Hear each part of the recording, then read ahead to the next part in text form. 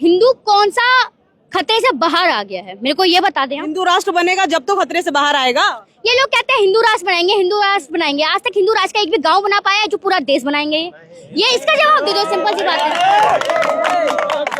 लेकिन बजरंग दल लोग कहते हैं कि जो जिहादी और मुसलमानों से ज्यादा खतरा आप लोग हैं, जो भीम आर्मी। अरे उनके अगेंस्ट वर्क नहीं कर रहे, उनके अगेंस्ट वर्क नहीं कर रहे हम लोग, इसलिए उनके लिए तो हम खतरनाक हैं ही। ठीक है, वो लोग कहाँ पर बस जिहादी जिहादी चिल्लाते रहते हैं। इनके मन में मुसलमान हिंदू के मतलब हिंदू मुसलमान इनको करना है, उसके अलावा इनको कुछ और दिखता ही नहीं है। ठीक है, तो मेरा कहना तो है कि ये जो आकर अभी इन्होंने एक चीज किया था कि हाँ पार्क में कोई भी मिलेगा तो हम उनको मारेंगे, बजरंग दल वाले कोई भी पार्क में मिलेगा तो हम उनको दफा कर देंगे। अरे भाई ये बेरोजगार पड़े, सबसे पहली बात ये है मोदी जी इनको रोजगार नहीं दे रहे हैं, तो बेरोजगारी के चक्कर में बेचारे यहाँ वहाँ भटकते फिर रहे हैं। तो इन पर ध्यान ना देकर अपनी चीजों पर ध्यान दो, अपने आप को बेहतर बनाओ।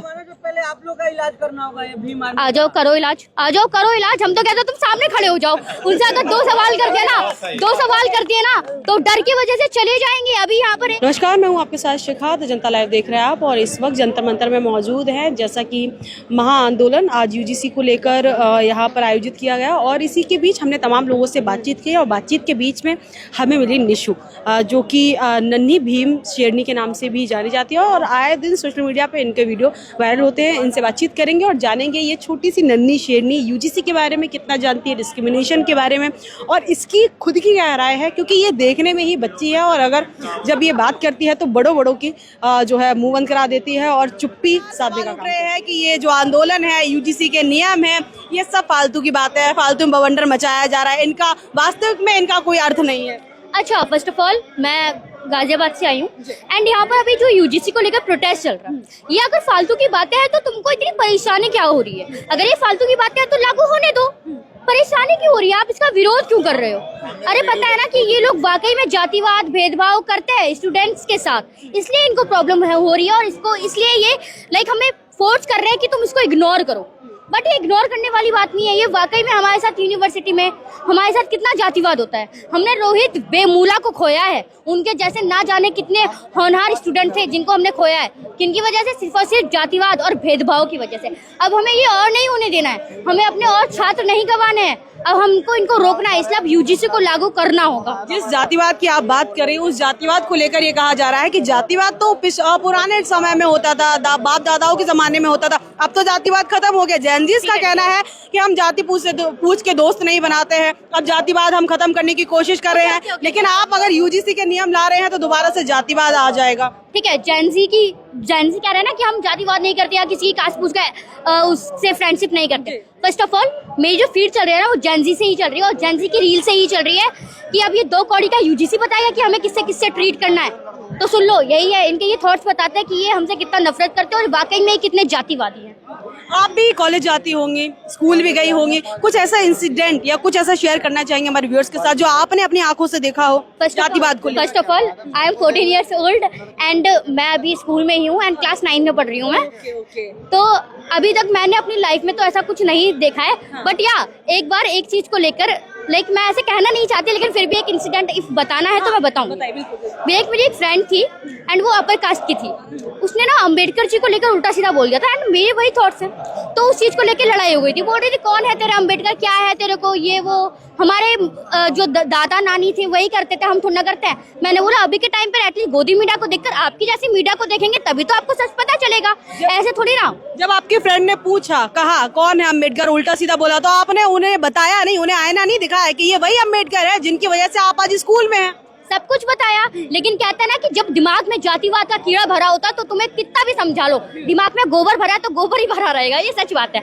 तो मैंने उसको बहुत समझाने की कोशिश की, बट वो नहीं समझी। ठीक है, और अभी के टाइम पर फिलहाल वो पहले से अच्छी हो गई है एंड वो अब अंडरस्टैंड करने लगी है, क्योंकि इंसान जो है वो धीरे धीरे करके समझता है। तो मुझे लगता है कि जो भी है हाथ की 5 उंगलियां बराबर नहीं होती, इसलिए अगर हम सब पे ध्यान देते हुए और सबको बढ़ाएंगे तो वो समझेंगे। अच्छा, आप स्कूल में पढ़ती है और इतनी नॉलेज आप रखती है यूजीसी को लेकर, आपकी पर्सनल क्या राय है? देखिए, मेरी यूजीसी को लेकर पर्सनल यही एडवाइस है कि इसको लागू करना चाहिए। क्योंकि अभी के टाइम पर आपको याद होगा ये जंतर मंतर, यहाँ पर रीतू दीदी का नाम जानते होंगे, रीतू सिंह, जिनका 3 साल प्रोटेस्ट चला था। ठीक है, मे बी नहीं, सॉरी, हाँ ठीक है, 1 साल प्रोटेस्ट चला था, ठीक है ना।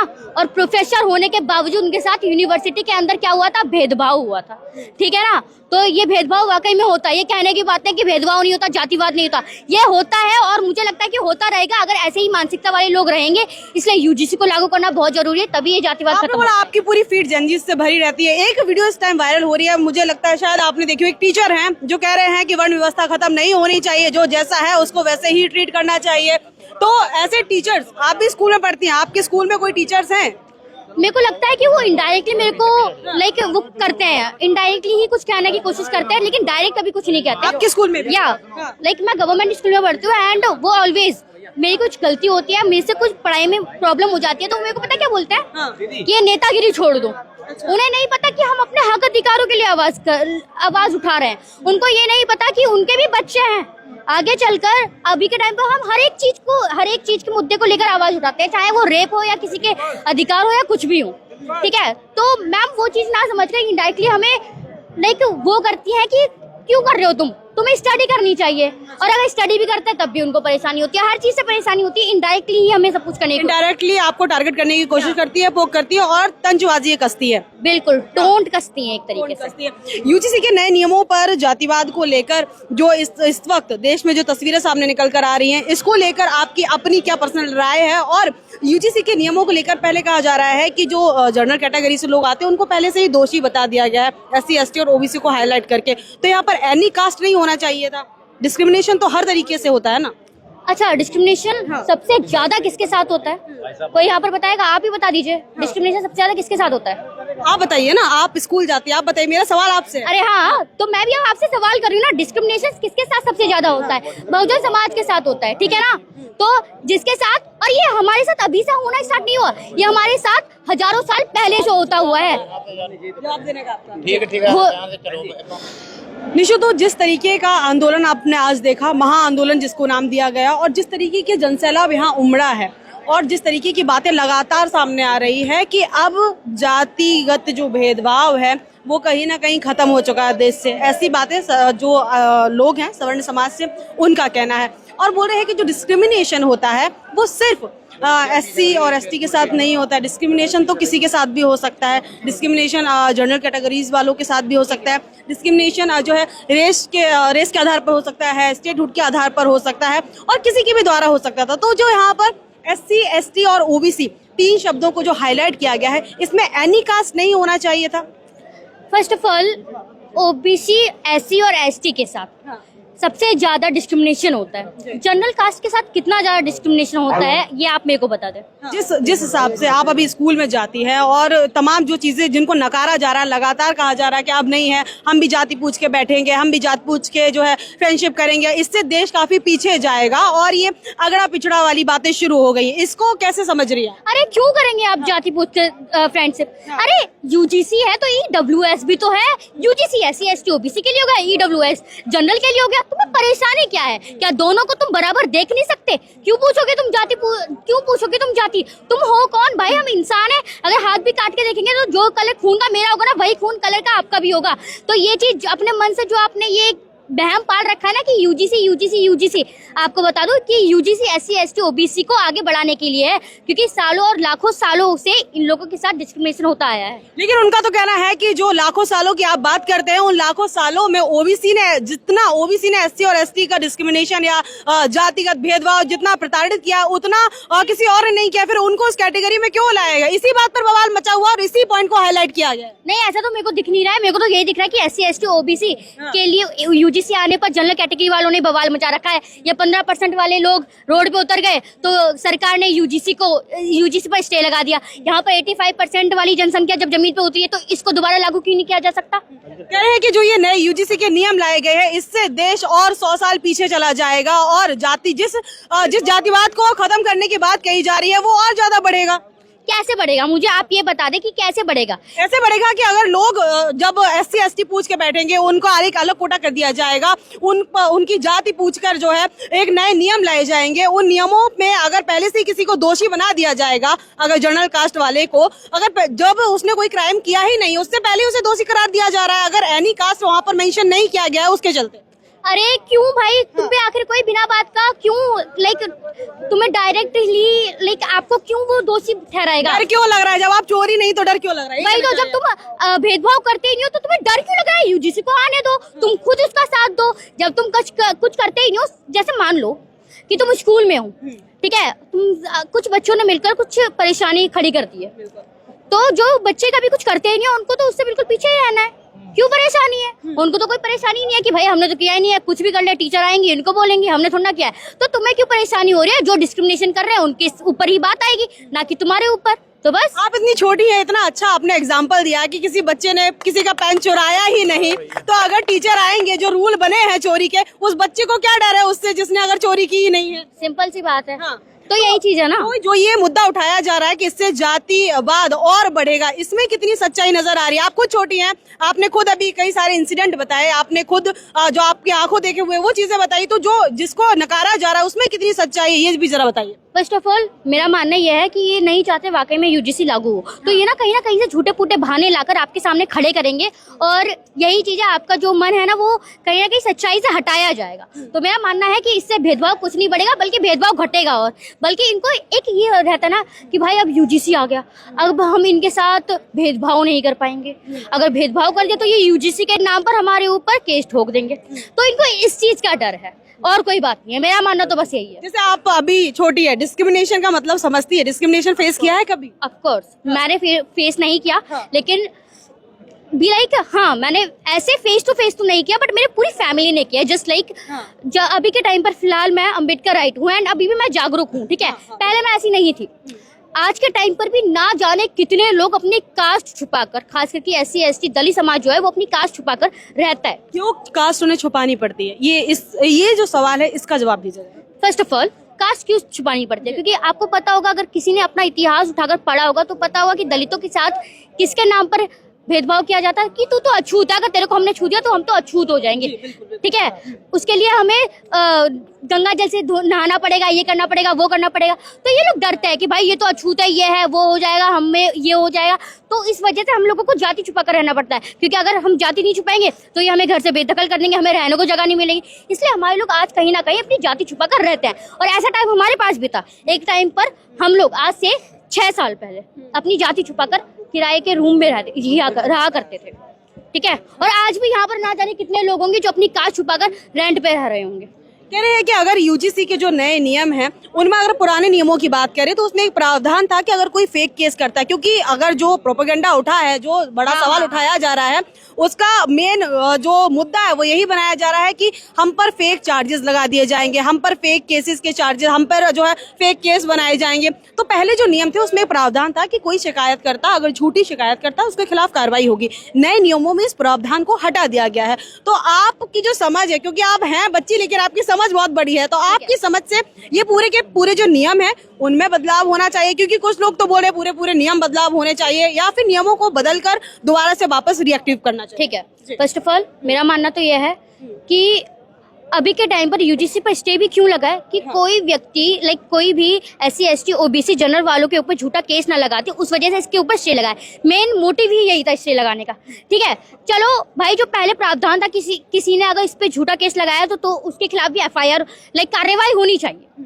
तो ये वाली चीज कहीं ना कहीं हटा दी गई है। इसके पीछे ना मुझे प्रोपोगेंडा सा लग रहा है कि कहीं ना कहीं ये सरकार जो है ना इसमें अपना फायदा देख रही है। देखो, फर्स्ट ऑफ ऑल आपको पता होगा कि अभी ये यूजीसी जब लागू हुआ था तब जनरल वालों ने सड़कों पे उतरकर काली पोती थी, किसके मुंह पर? अपने बापू के ऊपर। अपने पापा को कहते हैं ना, ये मोदी जी को क्या कहते हैं? ये पापा, हमारे पापा हैं, इन्होंने हमें जन्म दिया है, बाप है ये हमारे। 14 के बाद आजादी। हाँ, ठीक है। हाँ, ये अंधभक्त भी कहते हैं 2014 के बाद हमें आजादी मिली है, ठीक है। तो इन्होंने उन्हीं के ऊपर काली पोती, उनको अपना बाप बोलने से मना करते। अच्छा, प्रधानमंत्री जी की भी जाति को हाईलाइट किया गया था, ये आपको पता है? नहीं, मुझे नहीं पता। उनको भी इसी सबके चलते उनको भी, जो प्रधानमंत्री जो बापू है, उनको भी तेली कहकर पुकारा गया, उनकी भी जाति को हाईलाइट किया गया। अरे हमारे अगेंस्ट वर्क कर दिया तो हम कहेंगे नहीं क्या? अब देखो यूजीसी के ऊपर स्टे लग गया है तो दोबारा से कहने लगे कि नरेंद्र मोदी हमारे बाप है, नरेंद्र मोदी हमारे बाप है, उन्होंने हमें जन्म दिया है, तो इनकी ये बातें आने लग जाती हैं। आपने बोला कि जो सरकार है वो कहीं ना कहीं ये सब चाहती थी, लेकिन सरकार का तो कहना है हम तो आपके साथ खड़े हैं, हम तो नियमों को लेकर आए हैं, हमने नियमों को एक्टिव कराया। अब जो लोग हैं, जो सुप्रीम कोर्ट है वो नहीं करने दे रही, इसमें हमारा क्या फॉल्ट है? देखिए सुप्रीम कोर्ट नहीं करने दे रही, क्यों? क्योंकि सुप्रीम कोर्ट पे भी कौन बैठने वाले लोग हैं? तुम्हारे ही लोग हैं। ये ऊंच ऊंच पदों पे बैठने वाले कौन लोग हैं? तुम्हारे ही लोग हैं। ये बस अपनी तरफ लोगों का SC दलित समाज जो है उसका ध्यान अट्रैक्ट करने के लिए, ठीक है, अट्रैक्ट करने के लिए इन्होंने UGC को लागू किया। और UGC पर स्टे इसलिए लगाया क्योंकि देखो अब UGC लागू हुआ तो दलित समाज भी खुश, अब UGC पर स्टे लग गया तो जनरल समाज भी खुश, अब सब लोग ये हमारे हो गए। लेकिन लोगों को इसकी सच्चाई नहीं दिख रही, इसके पीछे का मेन मोटिव देखो कि इनका मेन मोटिव क्या है। ये जो लगातार बातें सामने आ रही, इससे क्या जो हिंदू समाज है वो बटेगा? वो बोल रहे हैं कि अगर जातिगत गतिविधियां हैं या फिर ऐसे जो कानून नियम आते हैं उनसे हिंदू बट जाएगा। हिंदू पहले से बटा हुआ है। कैसे कैसे? एक चीज बताओ, जब किसी दलित लड़की के साथ रेप होता है तो ऐसा क्यों कहा जाता है ये तो दलित समाज की है? उसके लिए आवाज क्यों नहीं उठाते हैं बड़े बड़े नेता? ठीक है, उस टाइम ये लोग क्यों कहते हैं ये तो दलित है? ये क्यों नहीं कहते कि हिंदू है? हिंदू बजरंग दल वाले ये जितने भी अपने दल हैं ये क्यों निकल के नहीं आते रोड पर कि हमारी हिंदू बेटे के साथ रेप हुआ है, अब हमें रोड पे उतरना क्यों नहीं उतरते? ये पे अगर किसी ठाकुर की बेटी के साथ रेप हो जाए, किसी ब्राह्मण की बेटी के साथ रेप हो जाए तो ये सड़कों पे उतरते हैं। क्यों? क्योंकि ये बड़ी कास्ट वाले। वर्ण व्यवस्था आपने पढ़ी होगी, इसमें 4 वर्ण है। कौन कौन से वर्ण है वो अभी आपको पता है? हिंदू हमेशा से बटा हुआ था और ये कभी होने वाला भी नहीं। हिंदू बस एक नाम है और तुमको बहलाने वाला। हमारे साथ जब भेदभाव हुआ था तब हम हिंदू क्यों नहीं थे? हाँ, उस टाइम बोला था तुम भी हिंदू हो, जिस प्लेट में हम खा रहे हैं उसी प्लेट में तुम भी खाओ, जिस गिलास से हम भी पानी पी रहे हैं उसी गिलास से तुम भी पानी पियो। ये एक और सवाल मेरा ये है कि ये अभी जो जितना भी बवाल मचा है, आप एक अलग ही तर्क दे रही हैं, लेकिन उनका कहना है जो मॉडर्न भारत मोदी जी ने बनाया है 2014 के बाद, आप लोग कहीं ना कहीं से पीछे धकेलने का काम कर रहे हैं। जब अंतरजातीय विवाह हो रहे हैं उस टाइम में आप जाति की बात कर रहे हैं, जनगणना की बात कर रहे हैं, उस टाइम में आप UGC के नए नियमों की बात कर रहे हैं, तो कैसे फिर ये समाज में बदलाव आएंगे?